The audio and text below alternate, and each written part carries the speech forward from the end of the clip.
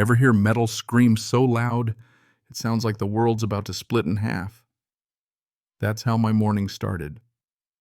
Military truck tow chains snapping tight rear tires clawing across my driveway, while the HOA president barked orders like she was storming Normandy, only a lot less organized. Tow it now, she screeched, her clipboard pointed at my house like she was casting some kind of HOA hex. It blocks the sightline. Total safety hazard. Red and blue lights splashed over the garage. Neighbors poured out cell phones up, ready to film the circus. Concrete cracked. A memorial plate clattered loose and vanished into a trash bin like it never mattered. And me? I didn't shout. Didn't even step forward. I just unlocked my phone because, well, if someone's going to call your truck a safety hazard, there's a procedure for that. Might as well document every second. 3 minutes later, it was like the whole street forgot how to breathe.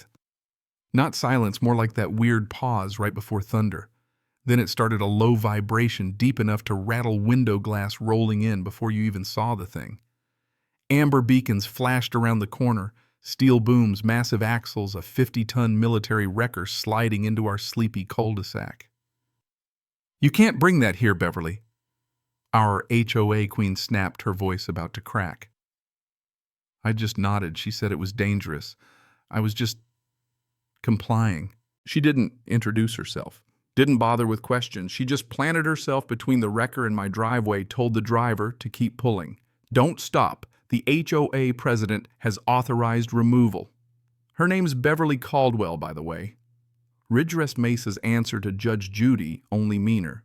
She held that clipboard like it was the 10 Commandments. She planted her heels, glared at all the phones recording, and in that moment you could tell this wasn't about safety. This was about being the boss.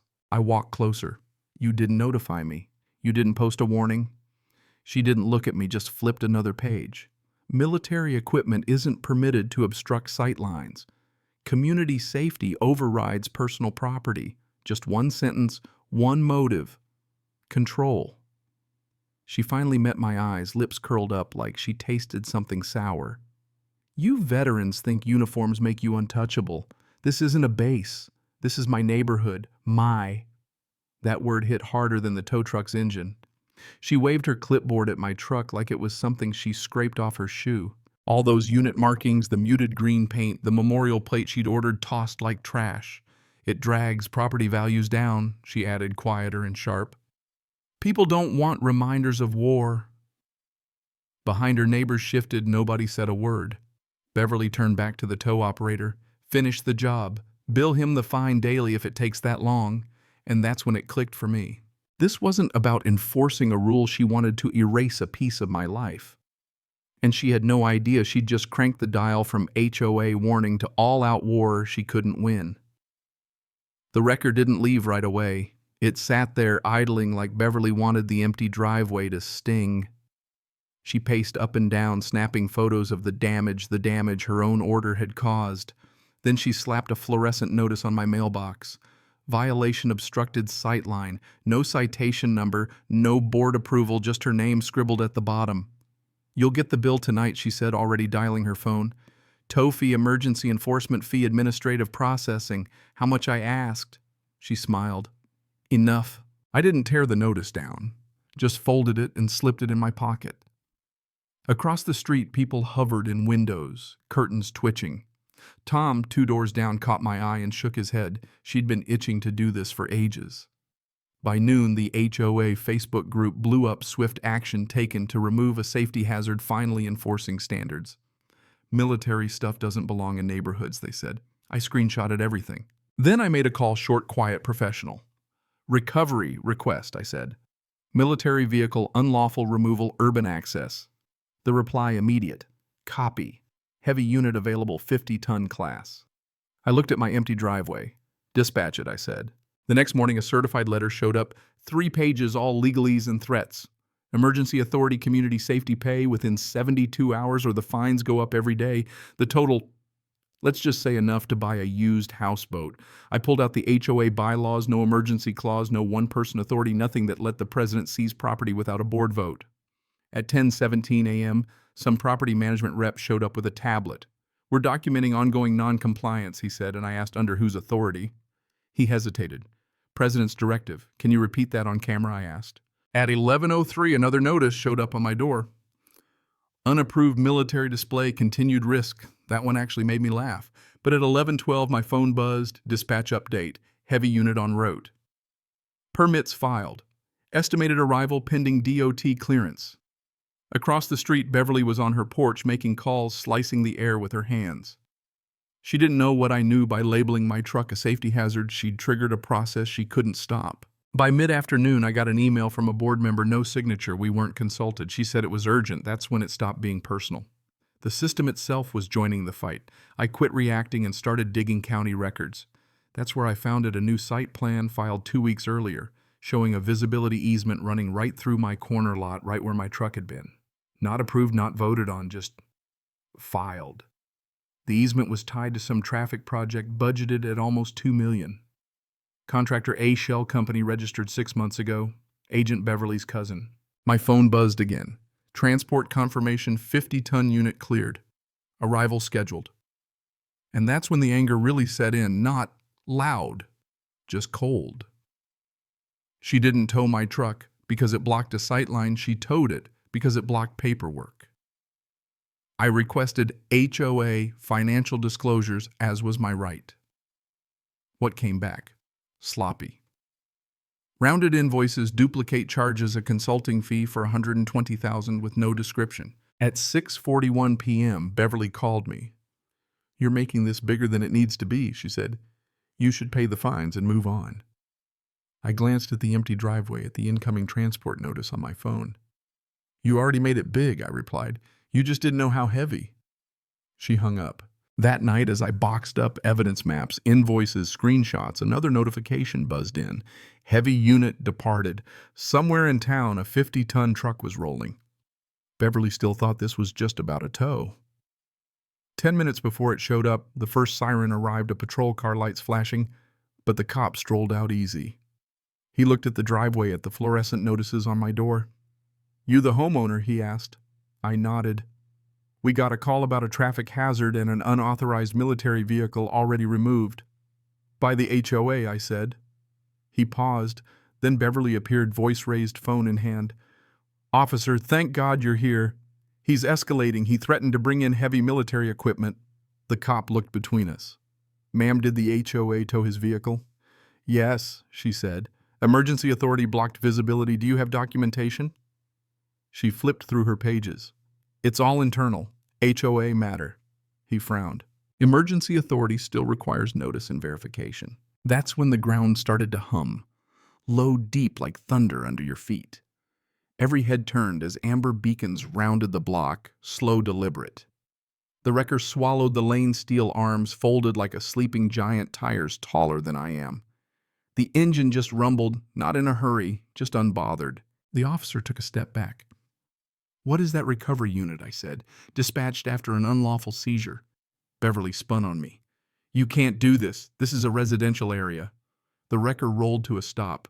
Driver climbed down, helmet under his arm, handed the officer a clipboard. "Permits," he said. "Oversized transport, active recovery operation." The cop checked the papers, relaxed. "Everything checks out." Beverly's face twisted. "This is intimidation."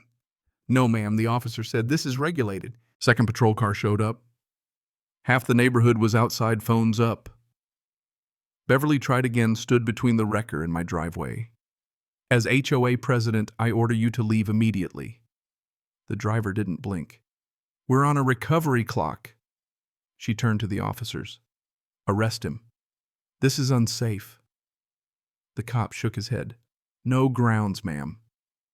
And then Beverly did the one thing you should never do. She dialed 911, put it on speaker, and reported a military weapon being brought into a civilian neighborhood.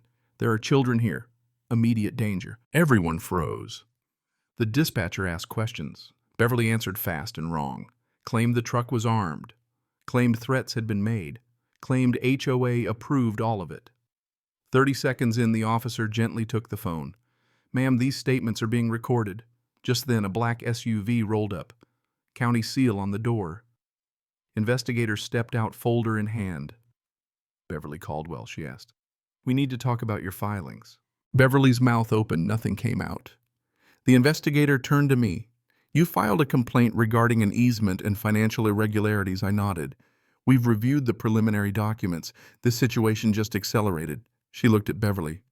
Right now, I'm advising you to stop issuing orders. Beverly laughed a sharp, panicked sound. You can't do this. I run this neighborhood. The investigator just looked at her.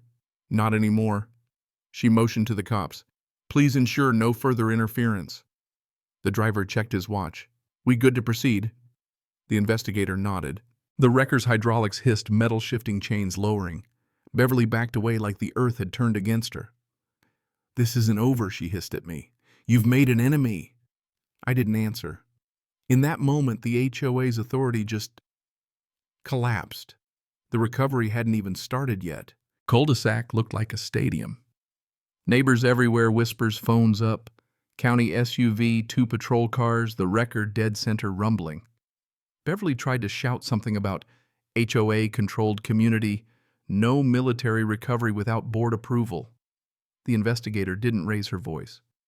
Miss Caldwell, this is not an HOA matter anymore. That hit hard. Beverly laughed again, loud, brittle. You can't override me. I enforce the rules. The investigator held up her folder, handed copies to the cops, the stunned board members. Then she flipped pages outward for all the phones to see. Unauthorized easement filing submitted under your name. No board vote, no resident notice.